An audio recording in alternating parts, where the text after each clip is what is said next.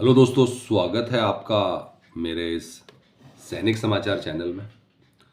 दोस्तों, बजट 2025 जिसका कि सबको बेसब्री से इंतज़ार था, उसकी दोस्तों अब घोषणा हो चुकी है। कुछ अच्छी चीज़ें हैं और कई जगह पे जो है निराशा का सामना करना पड़ा है। और जहाँ पे हम बात करें केंद्रीय कर्मचारियों और पेंशनर्स का, जिनका कि बहुत सारे इम्पोर्टेंट मुद्दे थे। यहाँ पे सबसे पहली चीज़ थी जो है कि 18 महीने के डीए एरियर को लेकर बजट में कोई स्थान मिलने की उम्मीद जो थी। और इसके अलावा दोस्तों फिटमेंट फैक्टर के ऊपर जो भी बहुत सारी बातें चल रही है उसको लेकर। और तीसरा मुद्दा था दोस्तों जो कि सभी मिडिल क्लास के जो बहुत ही इम्पोर्टेंट पॉइंट है कि टैक्स में कितनी छूट मिलेगी। तो दोस्तों इन सभी को लेकर अब सारे के सारे जो कन्फ्यूजन है वो क्लियर हो गए हैं। जो सबसे पहले बात करेंगे जो अच्छी खबर की, वो है आपका केंद्रीय कर्मचारियों के लिए और पेंशनर्स के लिए। पेंशनर्स के लिए तो लोगों 10 मैक्सिमम पेंशनर्स के लिए जो टैक्स है वो सीधे सीधे माफ़ी हो गया, क्योंकि 12-13 लाख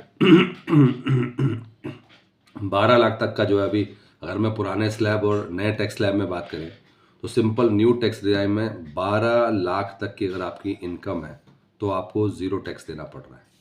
तो इसका मतलब क्या है कि मैक्सिमम पेंशन अभी तक जिनकी 8 लाख थी, 9 लाख थी, उनको टैक्स देना पड़ रहा था। तो कहीं ना कहीं हम ये कह सकते हैं कि पेंशन जो है अब टैक्स स्लैब, पेंशनर्स को अब टैक्स देने की ज़रूरत नहीं पड़ेगी। अगर हम स्लैब की बात करें तो जिनकी सैलरी 12 लाख तक की है उनको अब कोई भी टैक्स देने की ज़रूरत नहीं है। 12 से 15, जिनकी 15 लाख तक होगी, जो ये 3 लाख बनता है, उसमें उनको 15% देने की ज़रूरत है। फिर 15 से 20, उसमें उनको जो है 20% टैक्स लगेगा।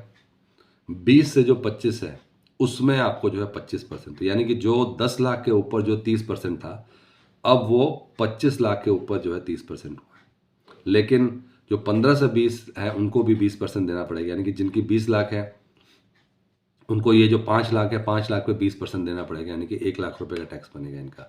और 12 से 15 में जो है जो 3 लाख है उसमें 15%, यानी कि उसमें जो है 3 लाख पे 45। इस तरीके से दोस्तों अब नया टैक्स रिगाई में आ चुका है। और अब जो 25 लाख से ऊपर है वो 30% में आ रहे हैं। जो 25 लाख तक है उनको 25%, और जो 20 लाख तक है उनको 20% तक आ रहा है। और अगर हम बात करें जो ओल्ड टैक्स रिजाइम में, तो उसमें जो है 15 लाख से ऊपर 30% है। बाकी 12 से 15 20 है। 10 से 12 जो 7 से 10 जो आ रहा है ना, उसमें आपको जो है 10% में टैक्स स्लैब आ रहा है। और जो 10 से 12 लाख जो आ रहा है उनको 15, 12 से 15 20, और 15 से ज़्यादा जो कुछ भी है उस पर 30% है।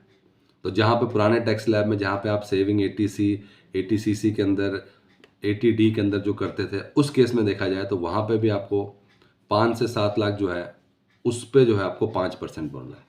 यानी कि ये जो 2 लाख है इस पे 5%, फिर 7 से 10 जो उनकी 3 लाख है इसमें 10%, और 10 से 12 में फिर 15%, 12 से 15 20%, और उसके बाद से जो है 30। तो यहाँ पे 15 लाख से ऊपर जो है 30% देना पड़ रहा है। और जो लोग सेविंग करना चाहते हैं, सेविंग के थ्रू टैक्स बचाना चाहते हैं, और बाकी लोगों के लिए 25 लाख से ऊपर। दोस्तों बात करते हैं नेक्स्ट अपडेट की, जहाँ पे 18 महीने के डीए एरियर का। तो दोस्तों 18 महीने के डीए एरियर को लेकर जो सबकी उम्मीदें बनी थी, उसके ऊपर कोई भी चर्चा बजट में नहीं हो पाई है।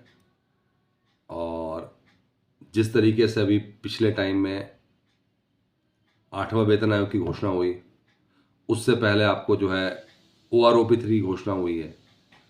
DADR जो था 53% था, वो फटाफट घोषणा हुई थी। लेकिन जो उम्मीद की जा रही थी काफ़ी टाइम से, क्योंकि इससे पहले बहुत सारी मीटिंग्स भी हुई थी जिसमें कहा गया था कि ये आपको जो है 18 महीने के डीए एरियर पे घोषणा हो सकती है, तो वो नहीं हुई। और एक बार फिर से अब वेट करना पड़ेगा, क्योंकि मीडिया रिपोर्ट में क्लियर कट कहा जा रहा था कि इस बार 18 महीने की डीए एरियर पर घोषणा हो सकती है।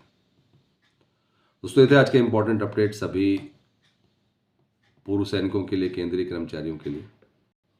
अगर वीडियो पसंद आए तो लाइक कीजिए, शेयर कीजिए और सब्सक्राइब करना ना भूलें। Thank you for watching this video.